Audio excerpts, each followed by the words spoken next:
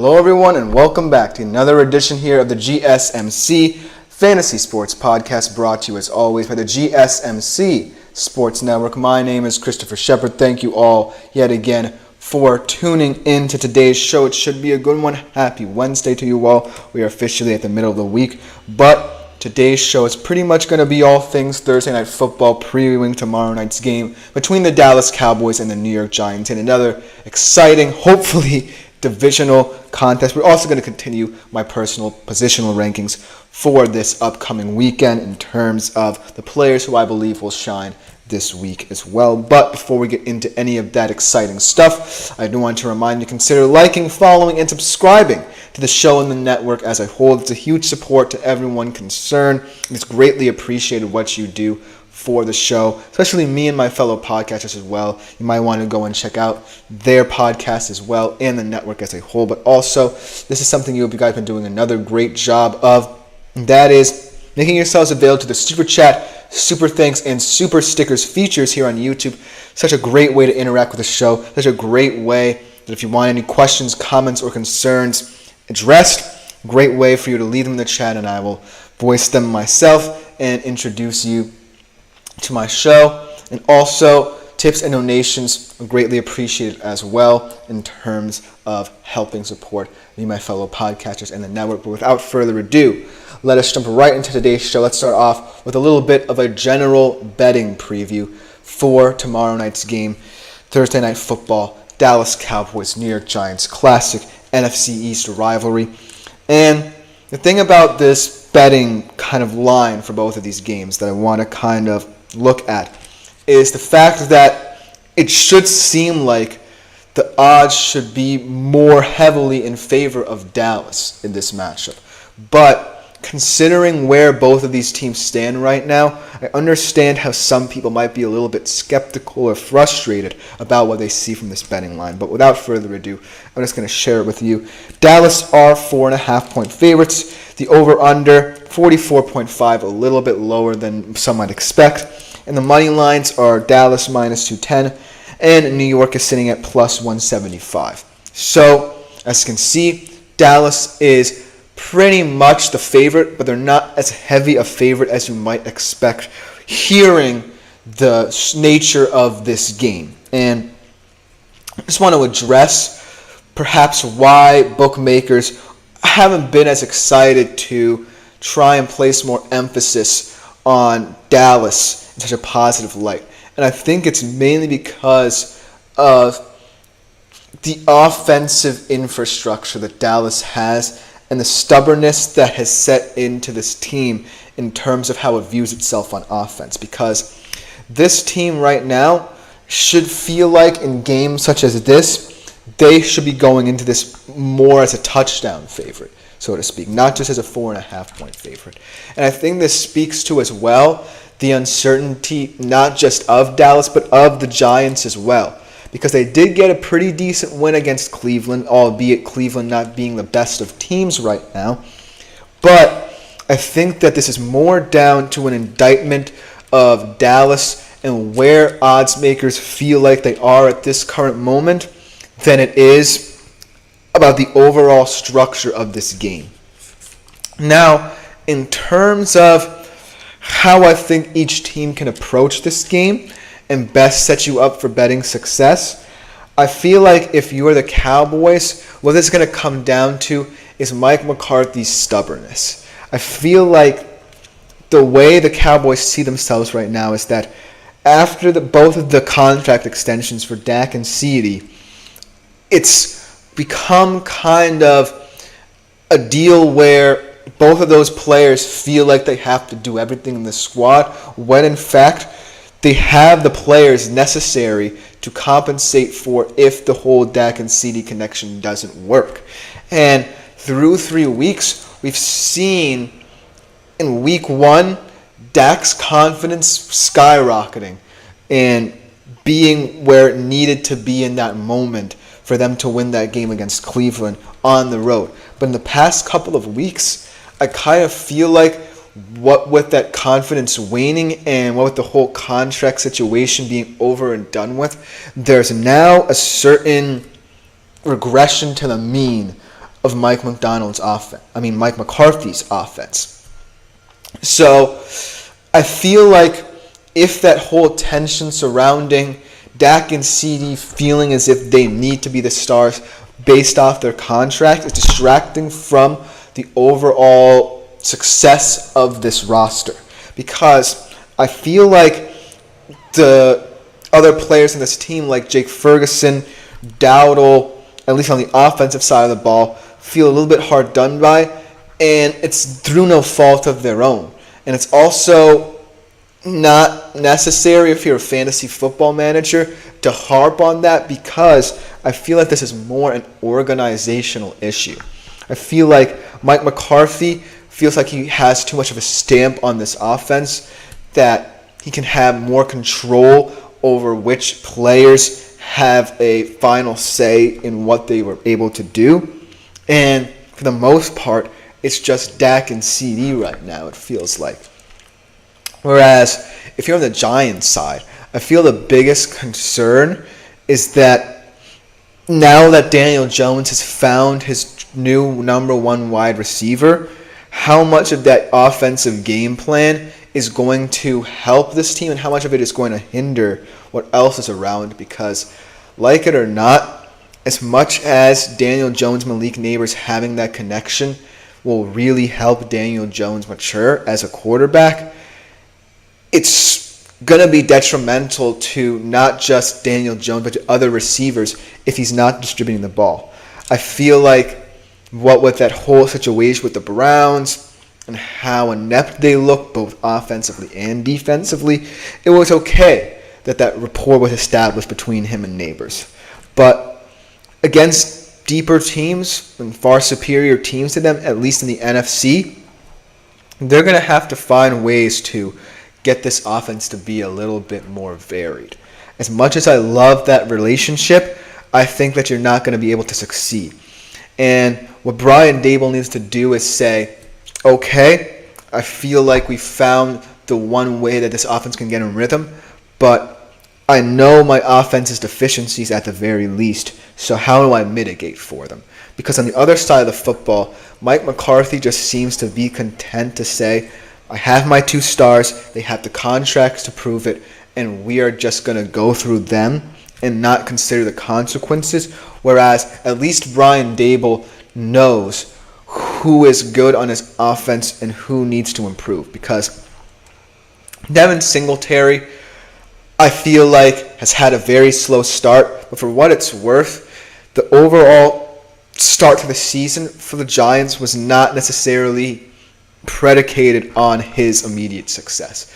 I feel like what Brian Daboll wanted to get right first was that Jones-Neighbors partnership, and then deal with it as it comes, and deal what the offensive shortcomings will kind of progress with as they come. So I feel like the reason why this line is a lot shorter than people think is because of that. Now, at the end of the day, I still think Dallas should be the favorite in this game. And not necessarily deservedly so, but pretty comfortably. I feel like, yes, both of those games against the Saints and Ravens felt like they were truly dominated, but that second half against the Ravens, or just that fourth quarter, if you want to limit it to one quarter, showed moxie at the very least from this Dallas offense. And you can call it them playing catch-up, but I feel like when the Dallas the offense is at its best, it's under a certain kind of pressure. I feel like Mike McCarthy's going to start to realize that his offense can be much better than he even expected, and start to utilize some of the guys who I feel are going underappreciated in this offense. And when this offense does get going, I just feel like it has, at the very least, the firepower to overwhelm teams like the Giants. It's not, an offense that I feel like can go up against, say, what the Packers can bring to the table, what the Lions could potentially bring to the table in a playoff setting. But against your own division, in games that you kind of feel like you need to win in order to stay in the race, I feel like the Cowboys will have enough and can trust in themselves enough to say, if we vary our offense just a little bit, especially in these divisional games, then we should be good. Because it's always been about the regular season for the Cowboys. And whenever there are signs of tension in the regular season for the Cowboys, chances are they're just not relaxed into the season. And that's what it feels like. The overwhelming kind of feeling that preceded the old contract situation for both Dak and CeeDee probably is what's happening now. Because now that's over and done with, there's not much quote-unquote drama here anymore. So now that there's no sort of drama happening in the Cowboys camp, well, outside of, say, Jerry Jones or something of that nature, but it just feels like the Cowboys are ready to move past that. Whereas the Giants, they're still an unknown commodity. I like that they won against the Browns, and they feel like they built something between Jones and Neighbors that they feel is good. But until I see Brian Daboll actually address the concerns I have with this offense still, then I'm not convinced they can keep up with teams in their own division. And they still think they are the fourth best team in that NFC East. So that being said, in terms of my predictions, I feel like the Giants will actually cover the spread in this game. They can keep it close enough. I feel like Jones is going to make some timely decisions. He's going to try and protect the ball the best he can. And that will lead to them kind of controlling this game more than people expect. But I still think Dallas will win. I feel like they're just one step ahead of the Giants right now. And no matter what you think is going on in Dallas, whether it's crisis mode or there's a situation where they need to relax, I feel like they are the better team in this matchup. But let me know what you think in the comments, because it's going to be an interesting game to bet on. But coming up next, we are going to talk about some of the prop bets that I think could hit for you guys in this game, because there are a lot of questions about who can step up for both offenses and why. So right after this short break on the other side, we'll be talking about some of the prop bets. But for now, we'll see you on the other side.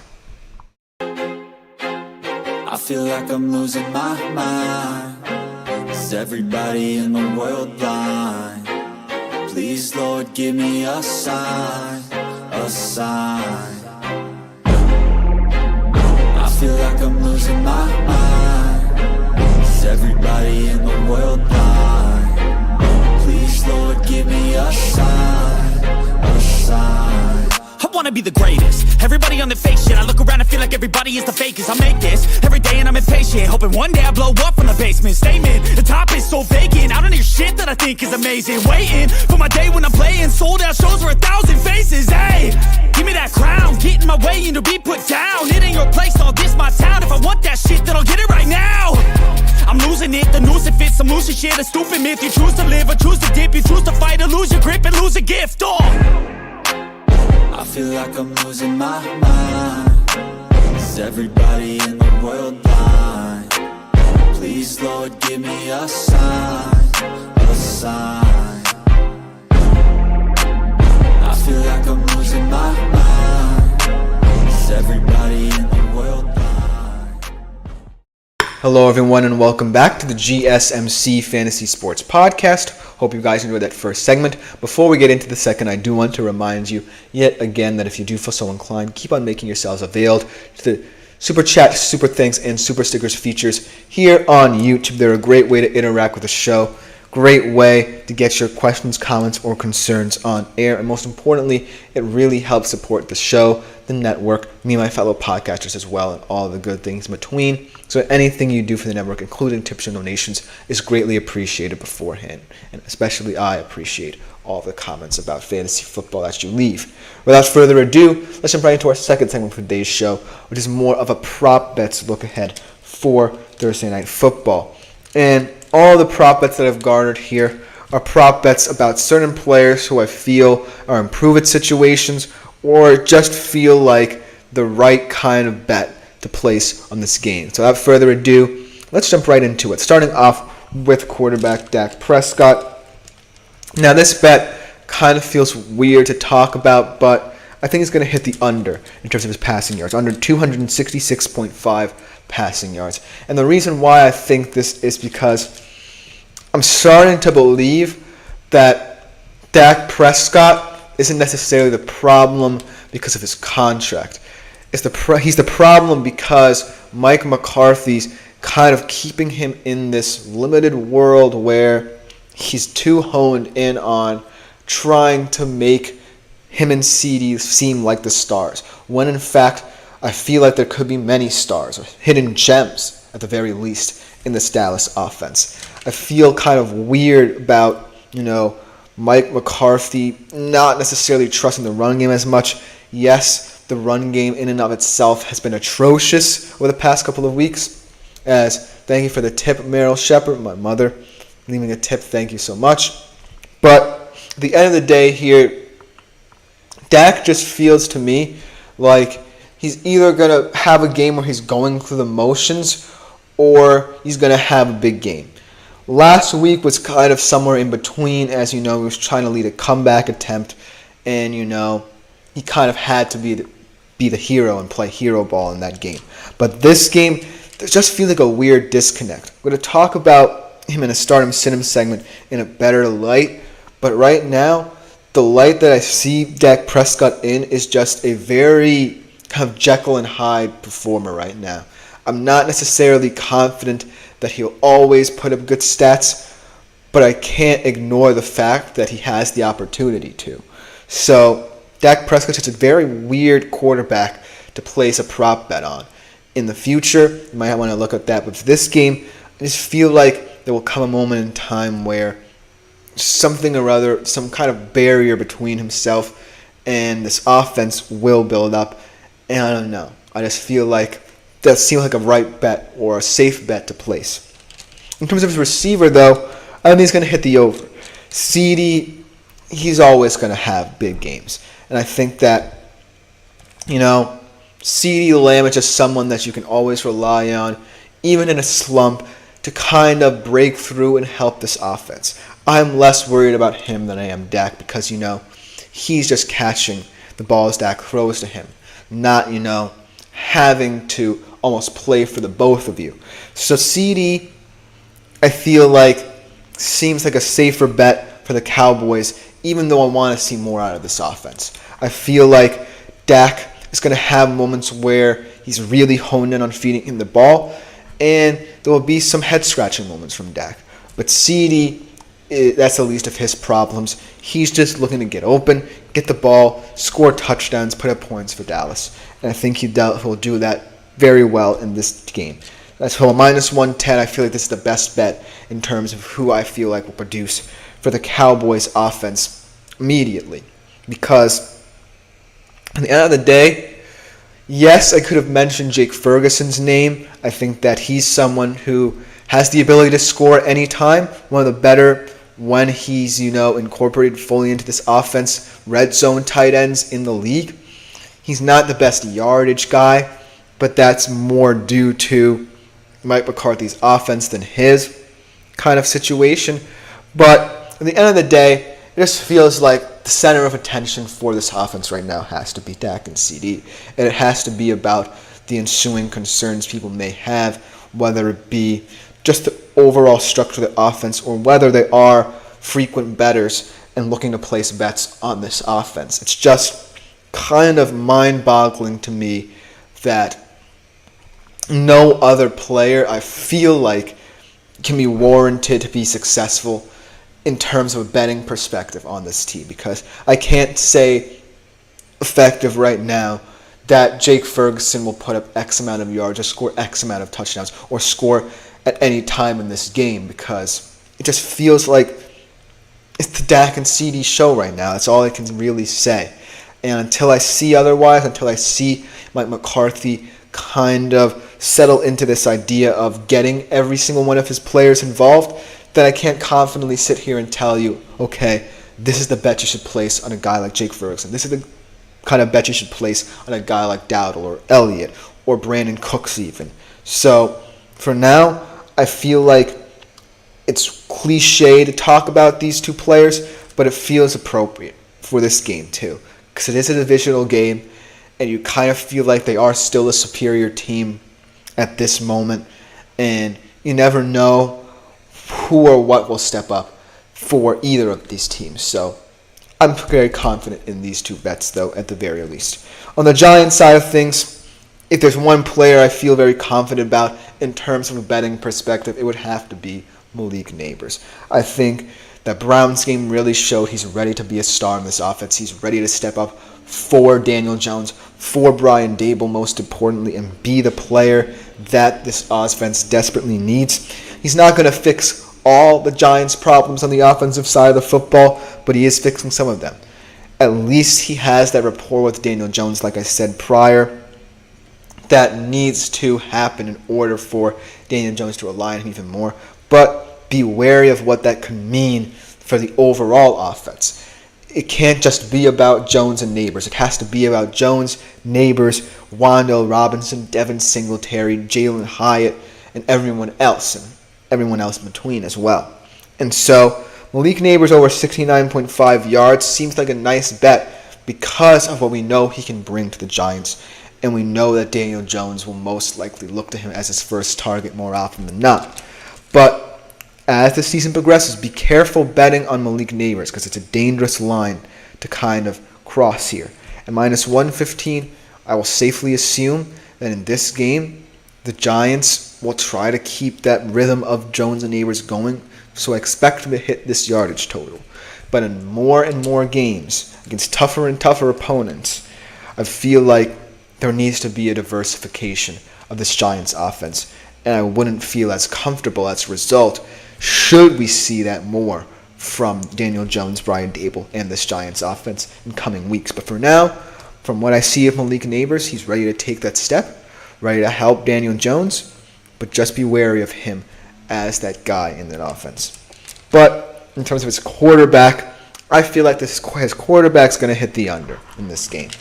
At 198.5 yards, yes, it's kind of a low total, and it kind of feels like a game where Daniel Jones will try and play the dink and dunk game to get his yardage in that regard, try and control the clock and the ball as much as possible. But he's not someone who I guarantee will put up big yardage week in, week out. He is someone who, more often than not, is looking to protect the football now. And at the very least, he now has someone in Malik Nabers that can make that happen. But if you want to get the best out of both of them, as Tap to Learn says, Zimmer defense shaky as all get out. Yeah, I can see that. But at the end of the day, I feel like this offense for the Giants is just as shaky. I would love to say that Daniel Jones, Malik Nabers connection fixes all their problems, but I can't get past the fumbling of Devin Singletary. I can't get past the shakiness of that O-line. I can't get past the fact that, Wan'Dale Robinson and Jalen Hyatt have struggled to become nice route runners to supplement Malik Nabers' vertical threat and his strength in the air. So right now, yes, I feel like the ball can be moved on this Cowboys defense, but in what way is going to matter, because right now, Zimmer is someone who at least has pieces that can slow down opposing offenses. And the Giants right now just have one piece that they can rely upon on the offensive end to keep the tempo of their offense going. So until I see more pieces that supplement that kind of rhythm that Daniel Jones, Malik Nabers are trying to build, then I can't say confidently that the Giants offense will have a certain tempo to it in this game. So that's why I'm taking the under here for Daniel Jones. But it's a good point, because the defense of the Cowboys is an integral part of how this game will play out, and it has been shaky. It's been very disappointing to start the year, but it's kind of the same old story, right, that we get with the Dallas Cowboys defensively. They can't necessarily stop the run.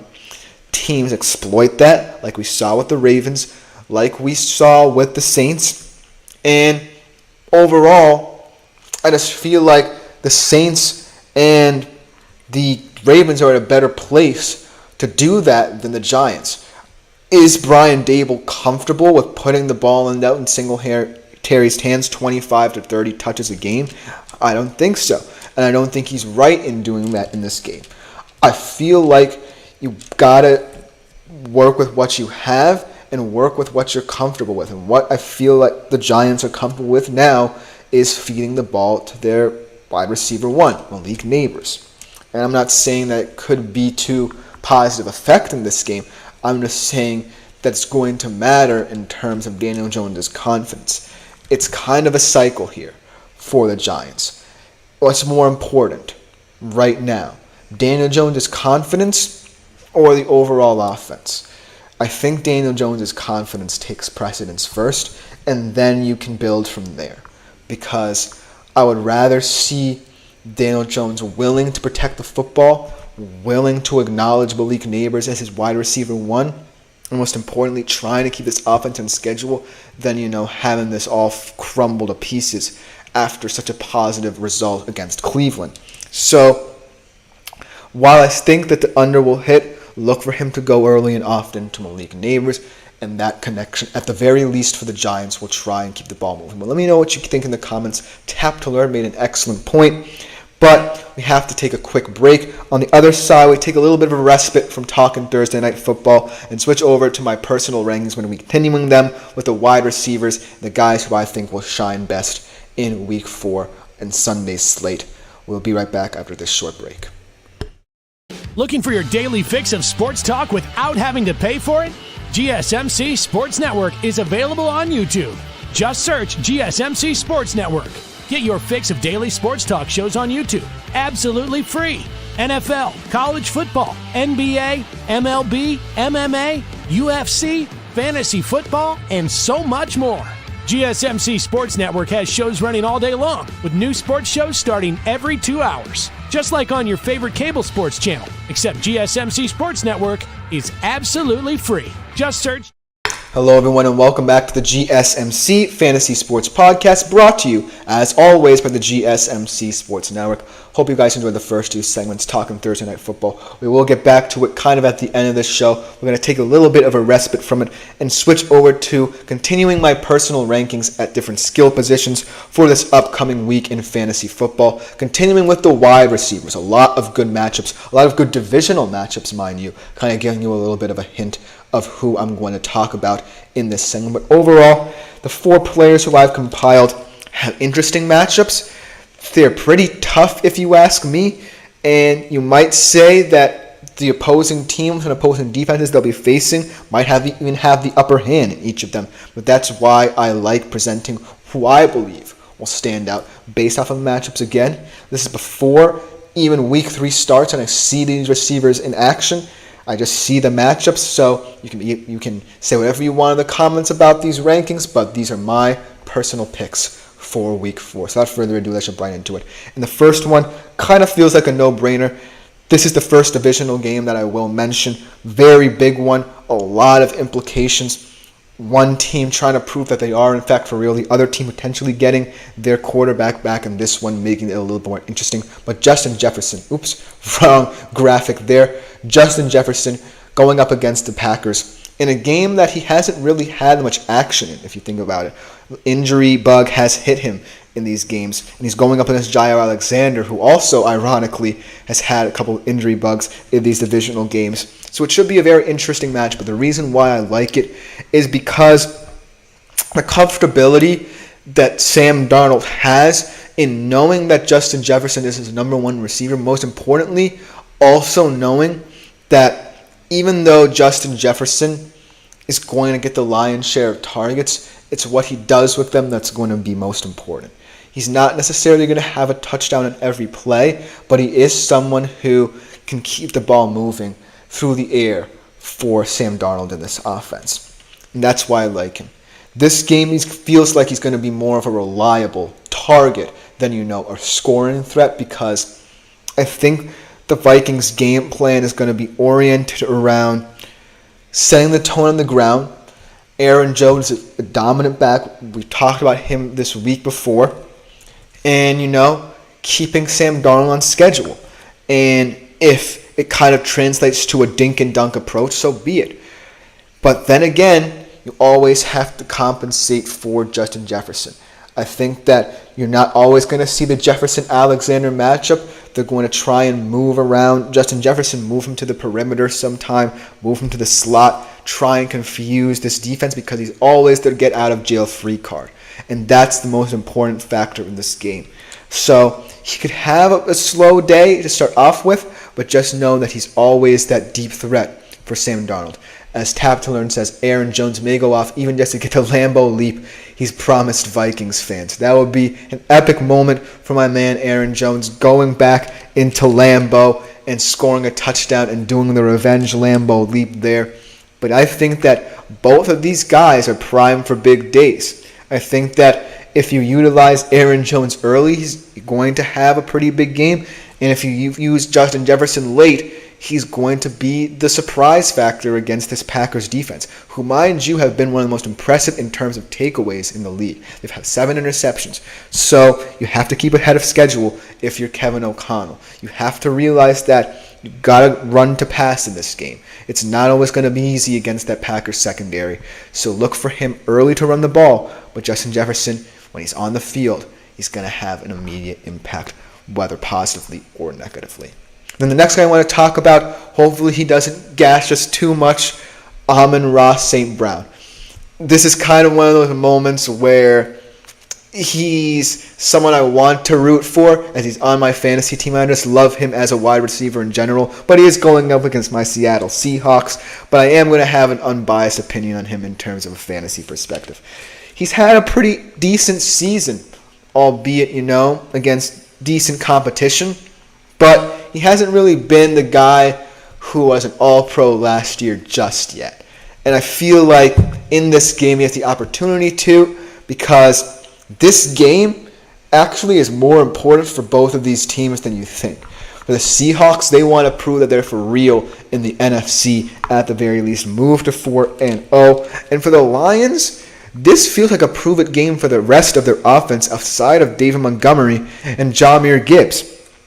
When I look at what the Lions offense has done, it's been much more run dominant. And I don't know if because Jared Goff is just not feeling it right now, or it's because, they feel like they can dominate on the ground more often than not.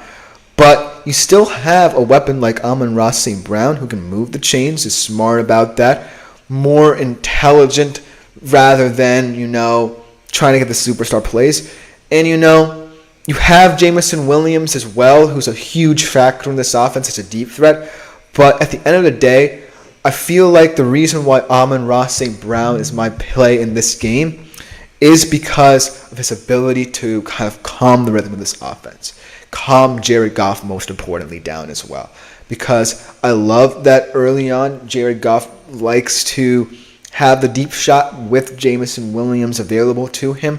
But Amon-Ra is just that guy who, on 3rd and long, 2nd and long, is always open and reliable. He's kind of like that guy in your middle school gym class who is just always going to get open and do what's best for the team, most importantly. So look for him to be a sneaky play. I hope that he has a good fantasy game, but in real life, I'm still rooting for my Seahawks, but I'm also rooting for my man Amon-Ra. I think that he will have a big game, depending on the game plan, because I feel like the Seattle defense right now, as far as good as it's been, hasn't really played anyone. So we're going to see if the Lions feel like they want to run the football, so be it. But the pass game might be a more viable option to beat Seattle. So look for Amon-Ra St. Brown to be an X factor either way. Next guy I want to talk about kind of had a slower start to the season than I expected, but is going up against a pretty easy defense this week who just got blown out against the Bills on Monday Night Football, and that is Nico Collins. You see, I'm not worried necessarily about the Texans, especially seeing as to how they're in a very weak division this year. I have no faith in any of the teams outside of Houston in wanting to win this division. So expect this game to be a huge blow, and I expect Nico Collins to be a huge part of that. I feel like that game was just a matter of Brian Flores being in his bag defensively for Minnesota more than it's an indictment of C.J. Stroud. And for some reason, he does kind of have one or two of those games this season where he's kind of slow to make better reads than he does in better games for him. So I feel like that's one of those games where he's going to put it aside, put it in his past, and just focus on the season ahead. And Nico Collins is always going to be his number one target. I was kind of questioning how this wide receiver room would pan out, but for now it's looked like Nico Collins has been the best guy as Frizz ILL, or Frizzy LL, sorry if I pronounced it incorrectly. Hey, how's it going, man? Hey to you, my friend. Welcome to the GSMC Fantasy Sports Podcast family. If you have any more questions, comments, concerns about anything I talk about, feel free to leave them in the comments section, my man. Let's get back to Nico Collins for a quick second. I feel like in the past couple of games, he's had the most impressive quote-unquote stat lines out of any Texans receiver, and that's saying something because, it hasn't been pretty offensively for Houston by any means so far, but this game is against the Jags, and I feel like as the season progresses, Nico Collins and CJ Stroud will continue to be on the same page. I feel like that whole kind of muddled nature that Stephon Diggs brought to the room will subside. He seems to be very happy in this situation. So as long as that kind of situation and status is comfortable, then there's no reason to think why Nico Collins can't mature and progress this season in terms of fantasy implications as well. But the last receiver, we talked about this guy already, and I still think he's a valuable option. Either way, I still think he warrants, the wide receiver 1-2 status in fantasy that he deserves, and that is CeeDee Lamb. I think that, he really has nothing to lose in tomorrow night's game. He really has nothing to lose because I'm going to say something that might shock a couple of people, but when you really think about it, as Frizzy does have a question for me, a trade question at that. Right on, my man. I want to pick up James Conner, was going to offer Devontae Smith, and likely is that too much. He does have Calvin Ridley. That's a very interesting trade, and I think that if you switch Calvin Ridley and Devontae Smith, that trade can still go through. We talk about James Conner a lot on the show. Seems to be a very popular hot commodity in terms of fantasy football right now, and he should be because he is someone who at the end of the day, I don't really know what the Cardinals offense is right now or what it can be, but at the end of the day, he is someone who can keep it on schedule at the very least. I feel like, yes, the Arizona pass game is going to get more potent as the weeks go on, but it also can be a little bit kind of bad and all muddy if James Conner isn't keeping it on schedule. So that's the reason why I feel like a lot of people are valuing him, and you're right in valuing him. So I would say if you get rid of Ridley, keep Devontae Smith. I kind of like him. Obviously, that concussion will keep him out for at least a game. But I like him as a wide receiver too. And likely, I feel like his value is going to kind of plummet a little bit as the season goes on for Baltimore. So if you switch out Ridley and Devontae Smith, I feel like that trade is very likely to go through. But thank you for your comment, my man. Good luck to you in all your fantasy football exploits this year. But CeeDee Lamb is someone who, I feel like he's not the problem. And the thing I always want to say, thank you, Frizzy ILL, for leaving that nice comment. I feel like I'm about to say really sums up not just who CeeDee Lamb is, but it sums up what makes the Cowboys such a controversial team. CeeDee Lamb, at the end of the day, helps the Cowboys offense more than the Cowboys offense helps him. Because if you think about it, the Cowboys offense really isn't necessarily predicated by, the stars they do have to just go through one player. So I feel like the Cowboys organization thinks that CeeDee Lamb is the end-all, be-all for this offense, and it's not true. At least that's my opinion. It's not necessarily, Mike McCarthy's and Jerry Jones' opinion, but it's my opinion. So if you're CeeDee Lamb, you're always going to have a big game. You're always going to be seen as the star. But to what effect for other guys? And yes, I feel like in this game against the Giants team that you want to win against, and you know that you should win against comfortably, I feel like CeeDee Lamb, I'm okay with being the star. But I feel like as weeks go on, I'm going to kind of wean off the CeeDee Lamb hype a little bit. I'm not that invested in him having success over and over again, and I'm not ready to say that I'm comfortable with him having that much success in this offense just because, you know, he is their star player. But take it with a grain of salt. I really think that, you know, all four of these guys have a point to prove this week against teams that either they should perform against or teams that you want to make a statement against. And so make of this what you will. This is just my opinion. Let me know what you think in the comments as well, because there are a lot of guys you could say warrant a start for you. But coming up next, we look at some fantasy tight ends. And that will be the last of the skill position players for my personal rankings. We'll be right back on the other side after this short break with that.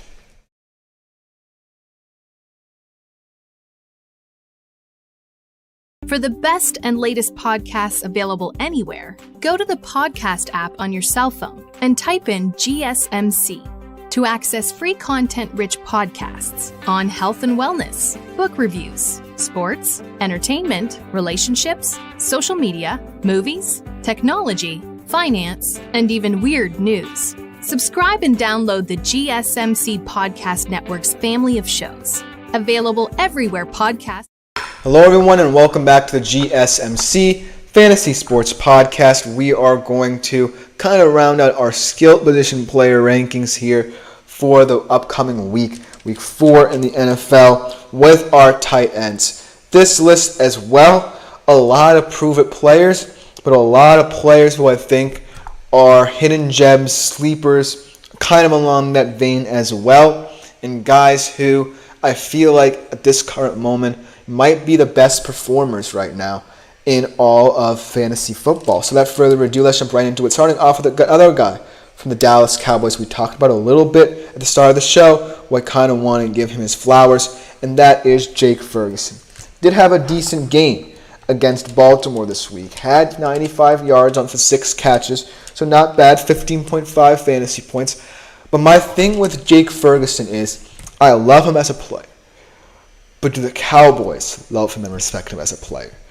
That's been kind of the theme of this show. The fact that, you know, the Cowboys can build around other people outside of Dak and CeeDee, but they're not seeing it through the same lenses as fans or fantasy football managers as well.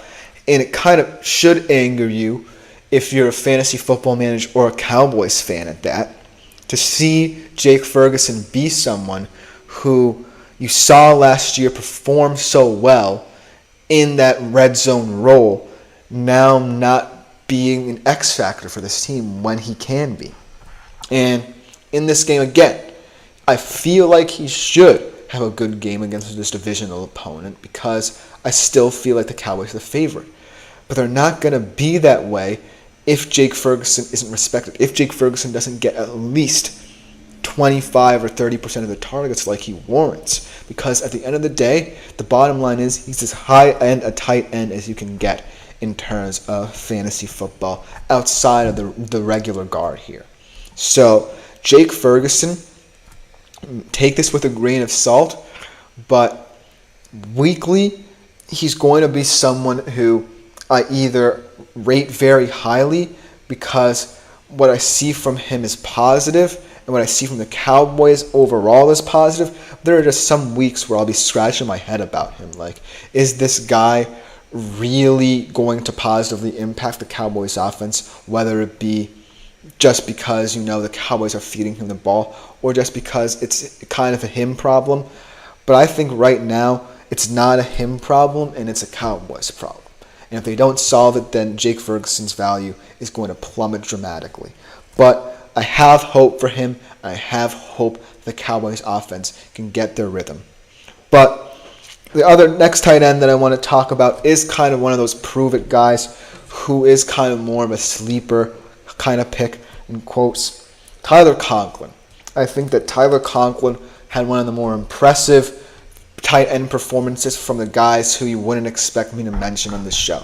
I think that he is someone who we really severely underrate in the world of fantasy football because we don't necessarily think further down the list of tight ends. We're kind of enamored by the top end tight ends in the market, and we don't necessarily see the value that can be found in a guy like Tyler Conklin. But 14.3 fantasy points against New England. One of the leading receivers in that game for the Jets. He is just someone who I think Aaron Rodgers is going to have a lot of fun with because he's just a Aaron Rodgers receiver / tight end kind of guy. He fits what Aaron Rodgers is best. When Aaron Rodgers is in the pocket, he's most likely comfortable with throwing to his wide receivers. When he's out of structure, he's going to be looking for a guy who can adjust his route accordingly. And that's what Tyler Conklin did to a T in this game. If he's on schedule, then I really love Tyler Conklin. But I don't know what the Jets' offense really is at this moment because we've seen a lot of good things, but I still think there are a lot of kinks to figure out there.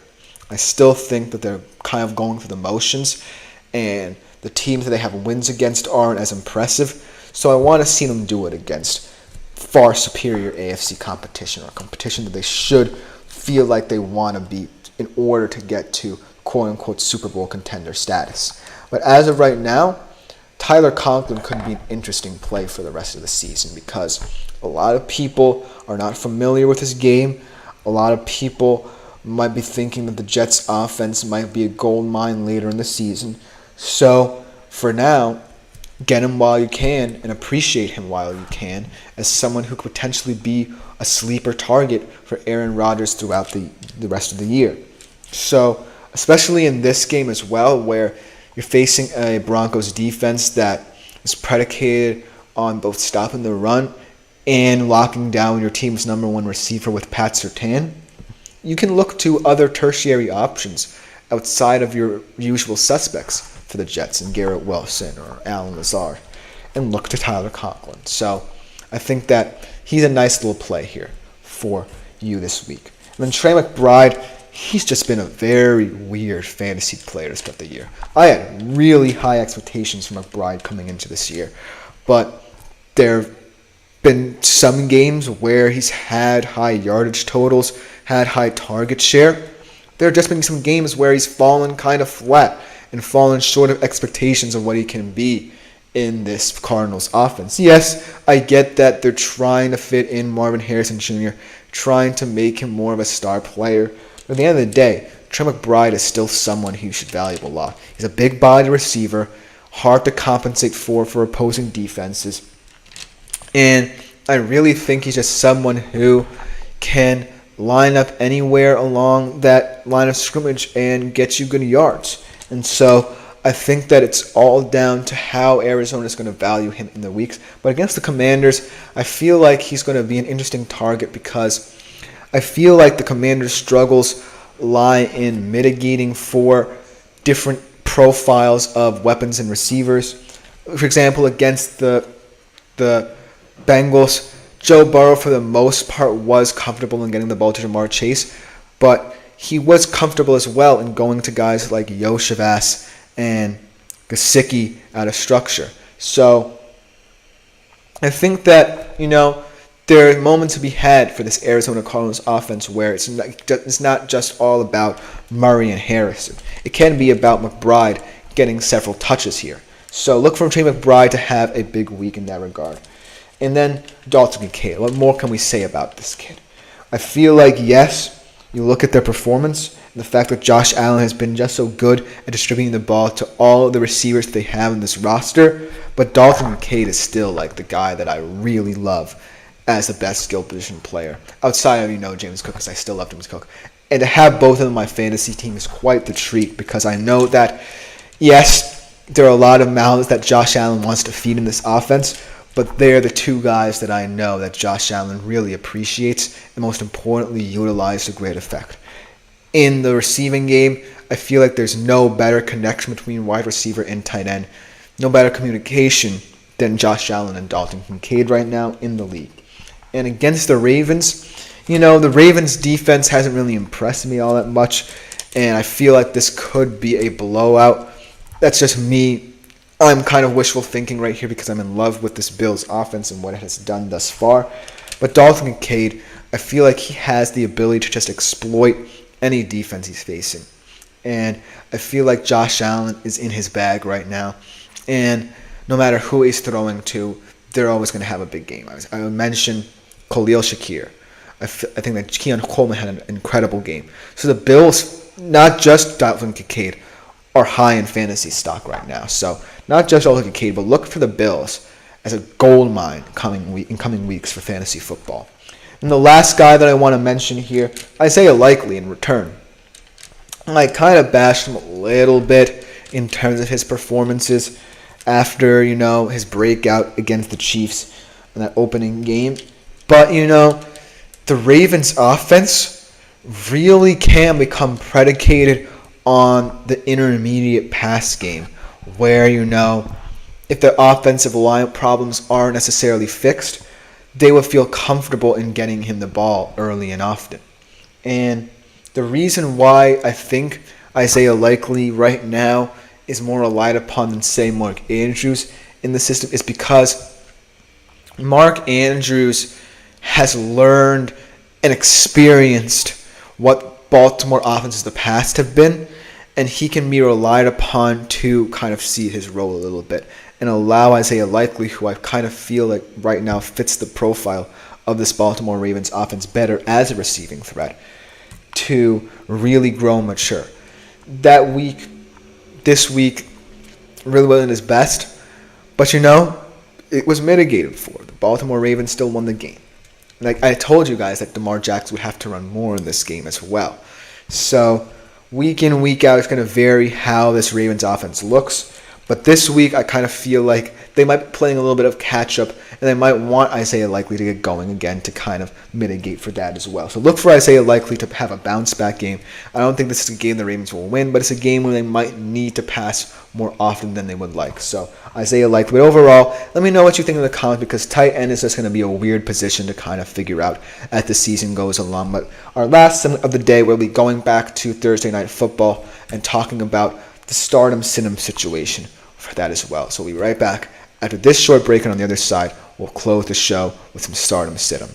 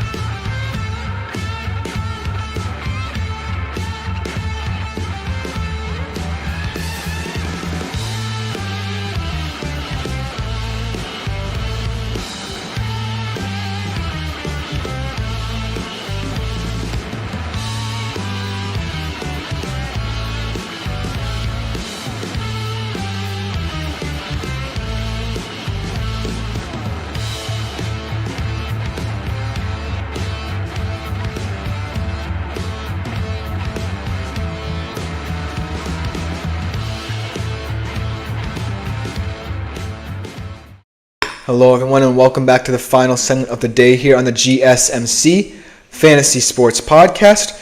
I hope you guys have enjoyed the show thus far. Our final segment will be returning to the topic of Thursday Night Football and going over some of the stardom-sit-em situations we have here.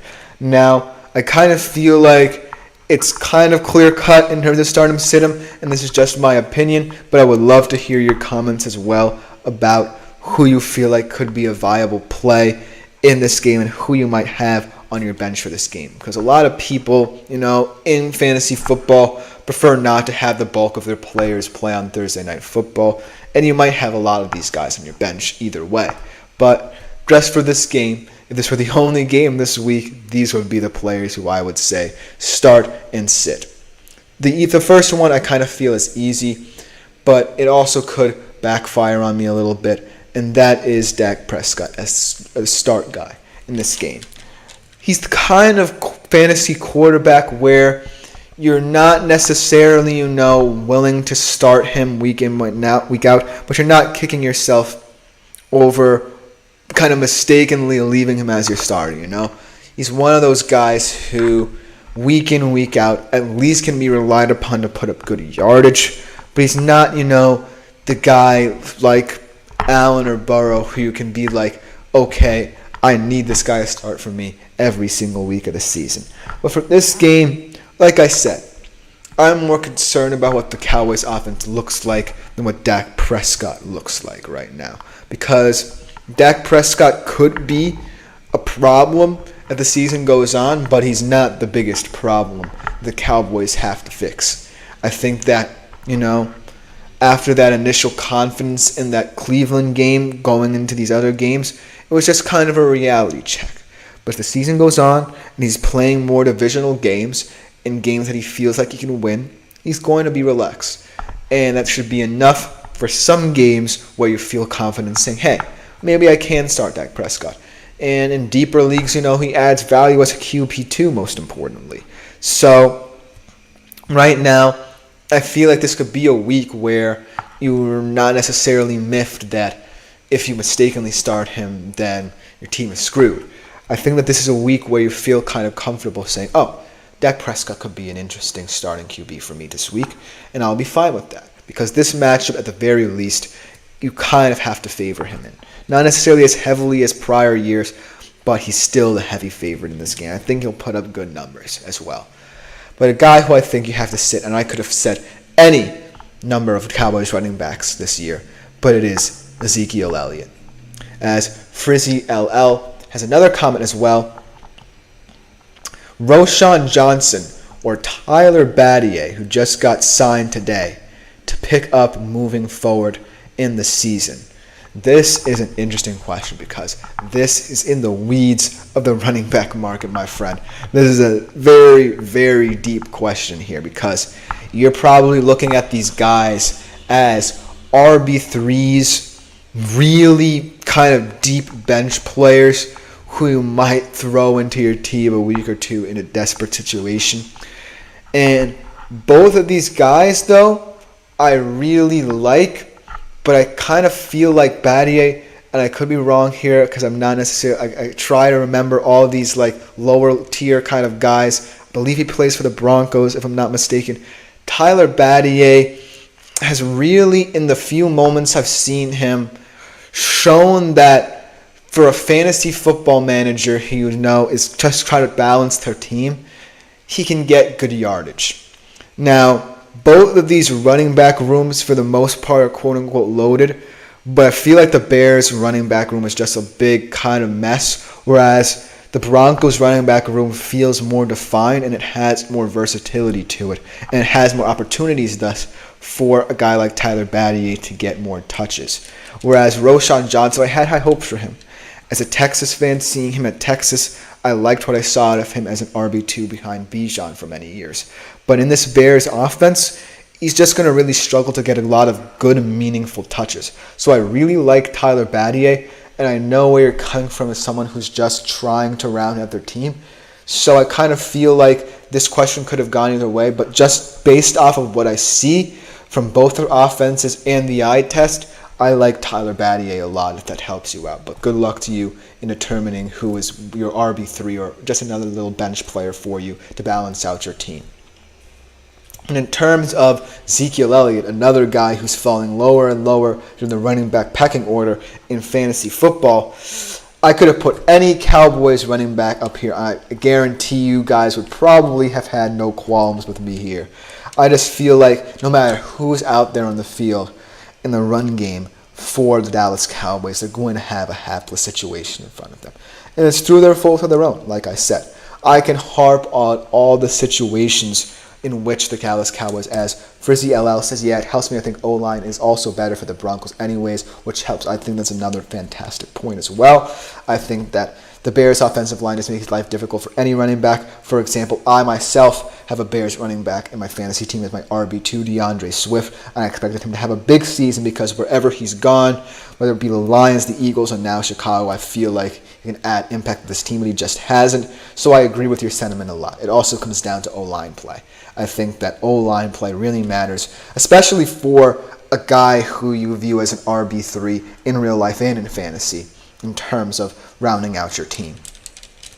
So, speaking of, though, O-lines that might be a little bit worse than we expected in terms of helping the run game, Ezekiel Elliott. I think that he's an immediate sit in my mind. I wouldn't start him for the rest of the year. I wouldn't start any Cowboys running back for the rest of the year. I know a lot of people liked Rico Dowdle as a nice play. I don't trust him. And it just seems like they made a really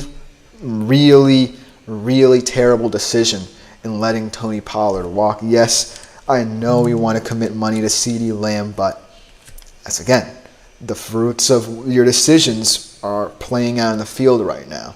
If you had Tony Pollard, maybe this offense would be a little bit more balanced. So what goes around comes around for Dallas.